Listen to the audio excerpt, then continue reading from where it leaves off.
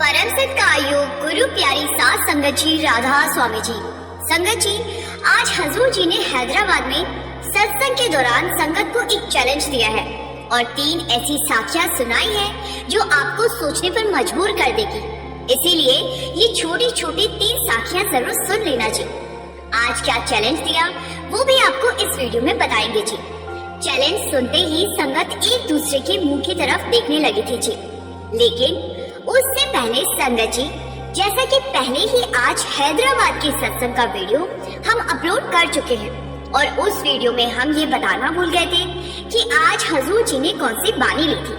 और कुछ संगत ने हमें कमेंट करके पूछा तो हमें लगा कि अगले वीडियो में इसकी जानकारी जरूर देनी चाहिए जी। संगत जी, आज हजूर ने जब जीवन साचा एक दाता वाली बानी पर पूरा सत्संग किया जी।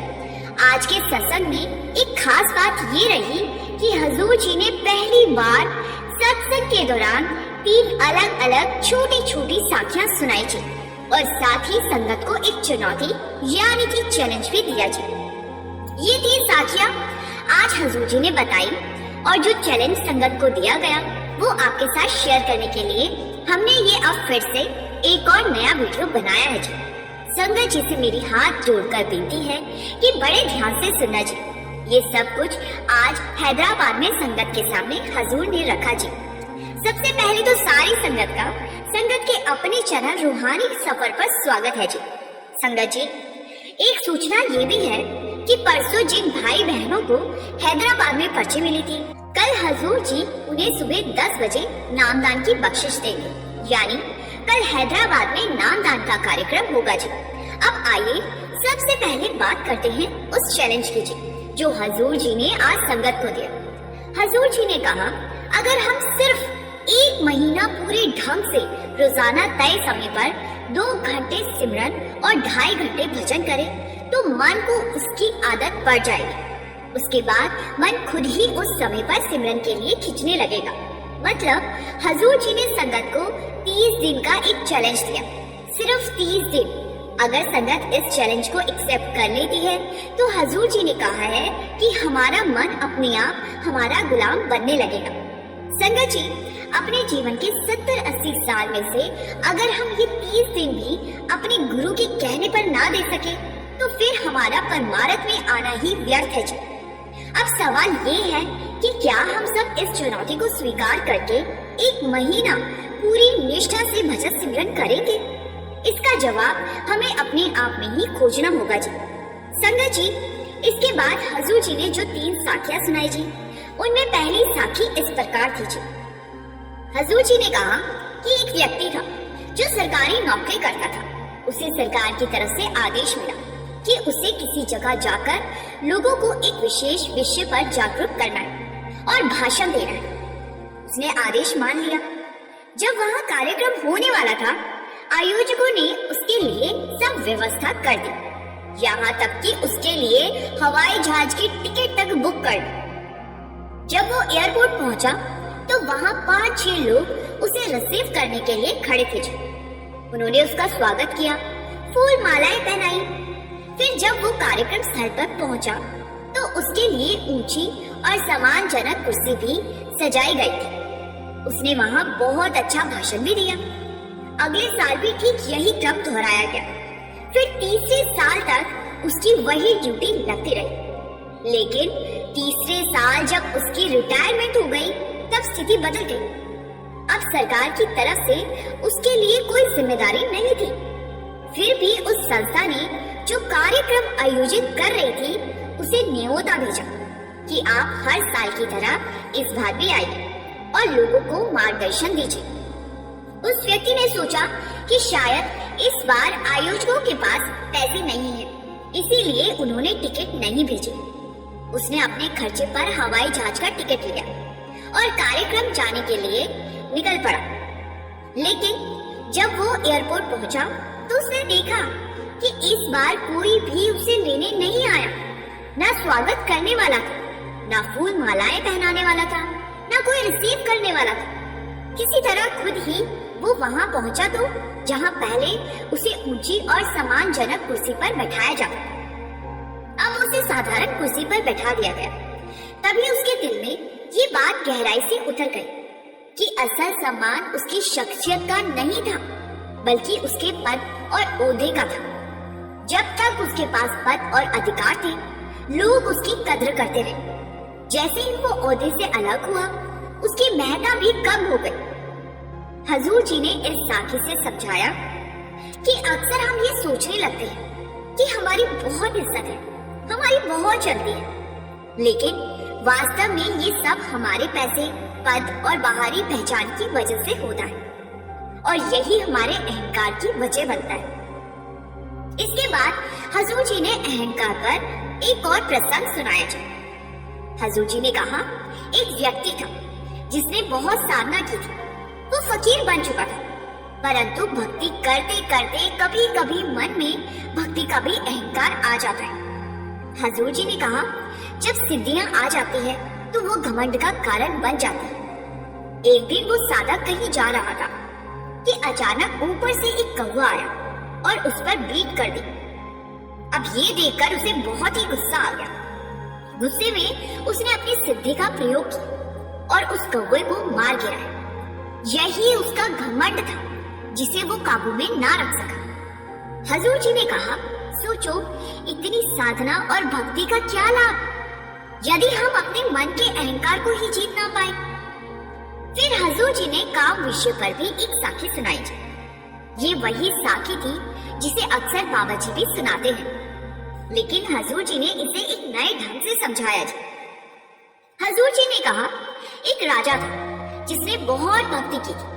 फकीर बनकर वो जंगलों में साधना करता रहा।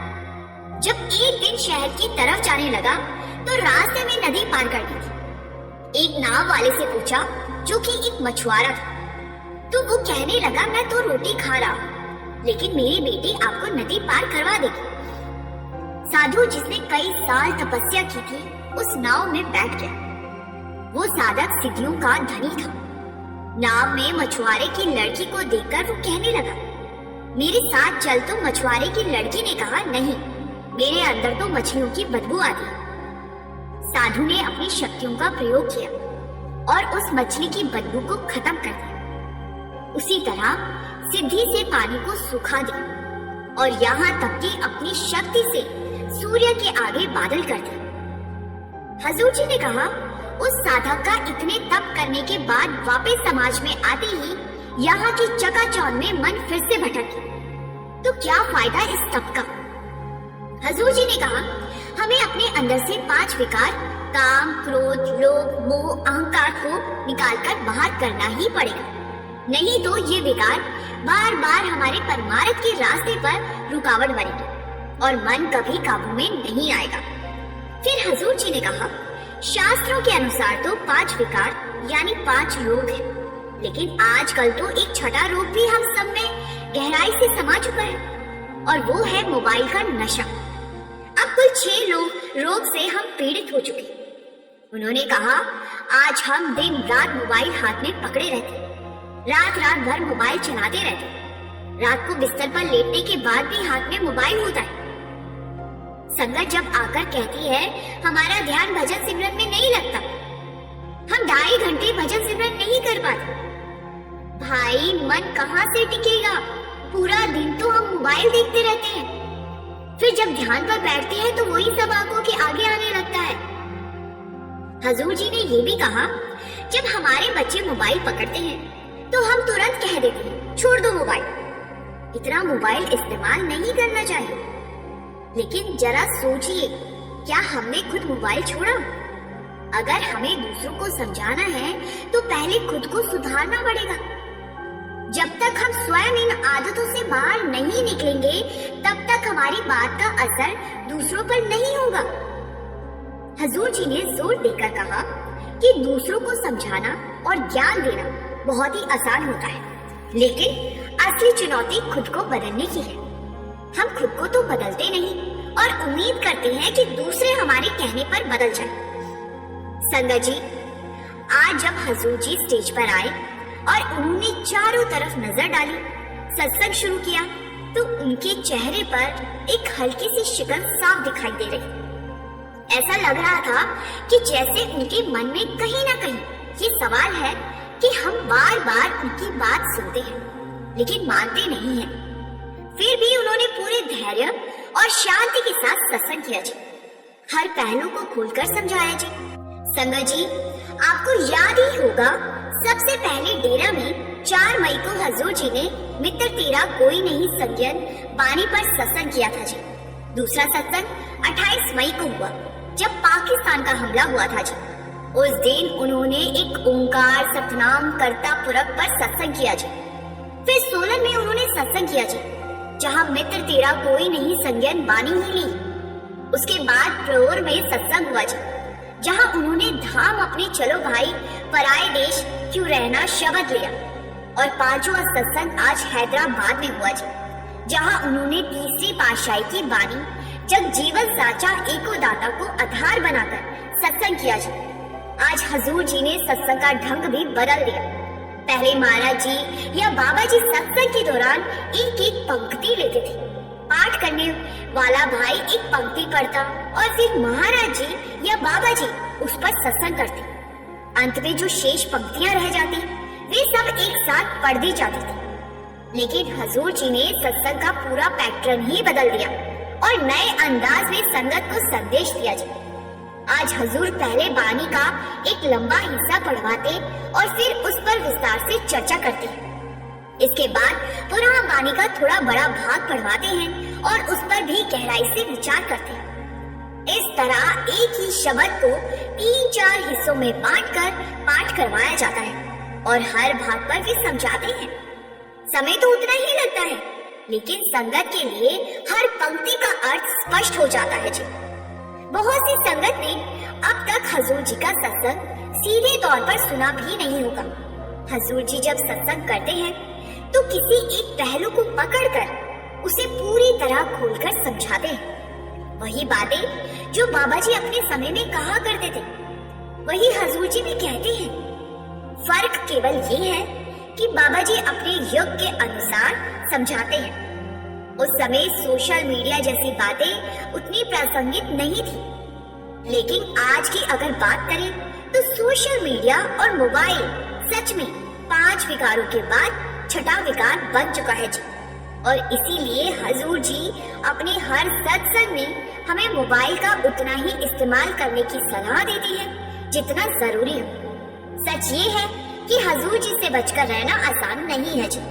अब तक हमें बाबा जी ने बड़े ही प्रेम के साथ समझाया, लेकिन हजूर जी सच में डंडे वाली सरकार है जी।